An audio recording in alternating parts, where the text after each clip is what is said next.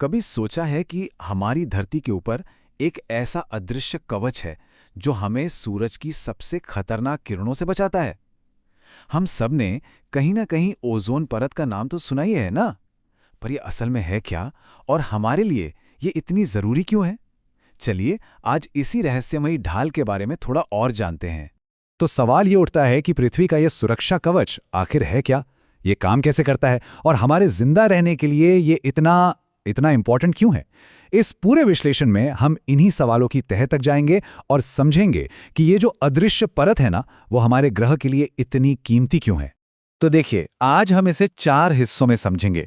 सबसे पहले हम जानेंगे कि ये ओजोन परत है क्या। फिर ये हमारे लिए इतनी जरूरी क्यों है, ये देखेंगे।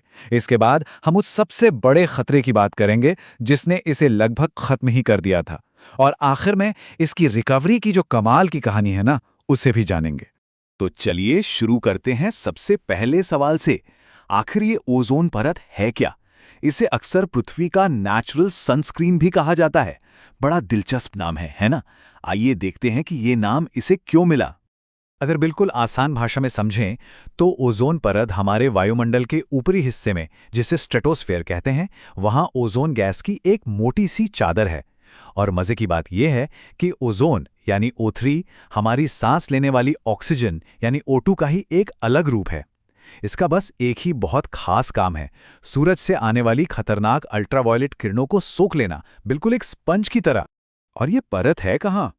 ये धरती की सतह से करीब 15 से 30 किलोमीटर ऊपर है। मतलब काफी ऊपर। इतनी ऊंचाई पर कि हम इसे ना तो देख सकते हैं ना ही महसूस कर सकते हैं।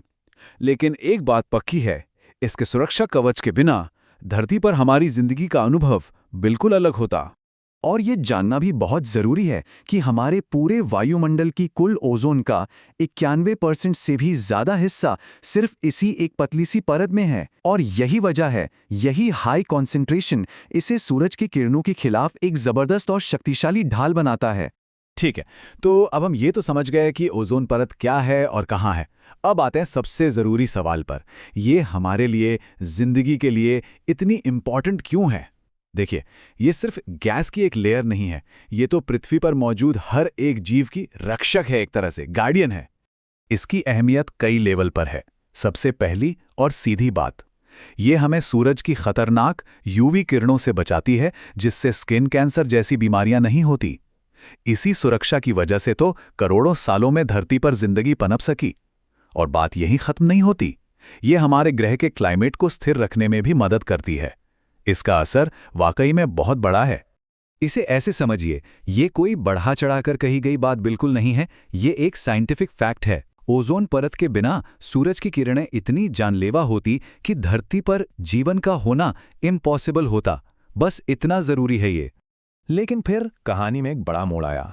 हमारे इस जरूरी सुरक्षा कवच पर नीचे से, यानी हम इंसानों की वजह से ही, एक अनदेखा खतरा मंडराने लगा। एक ऐसा खतरा जिसने इस पूरी परत के वजूद को ही दांव पर लगा दिया।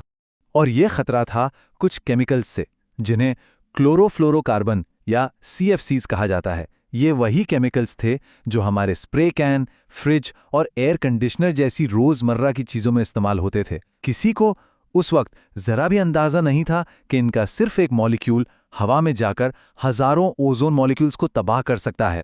हमारे इस सुरक्षा कवच में सचमुच छेद हो रहा था। पर जब इस भयानक खतरे का पता चला ना, तो दुनिया ने जो किया वो अपने आप में एक मिसाल है। तो ये कहानी सिर्फ खतरे की नहीं है, बल्कि ये कहानी है बचाव की, रिकवरी की और एक साथ मिलकर काम करने की, यानी ग्लोबल कॉपरेशन की। इस बचाव अभियान का हीरो बना मॉन्ट्रियल प्रोटोकॉल। ये एक हिस्टोरिक इंटरनेशनल एग्रीमेंट था जिसमें दुनिया भर के देश एक साथ आए और उन्होंने CFCs जैसे खतरनाक केमिकल्स पर बैन लगा दिया। ये इस बात का सबसे बड़ा सबूत है कि जब इंसानियत एक हो जाए ना, तो बड़े से बड़े एनवायरमेंटल चैलेंज से भी निपटा जा सकता है। और हां, इसी समझौते की वजह से आज हमारी ओजोन परत धीरे धीरे ही सही पर ठीक हो रही है। मॉन्ट्रियल प्रोटोकॉल यकीनन एक बहुत बड़ी जीत थी, पर लड़ाई अभी पूरी तरह खत्म नहीं हुई है।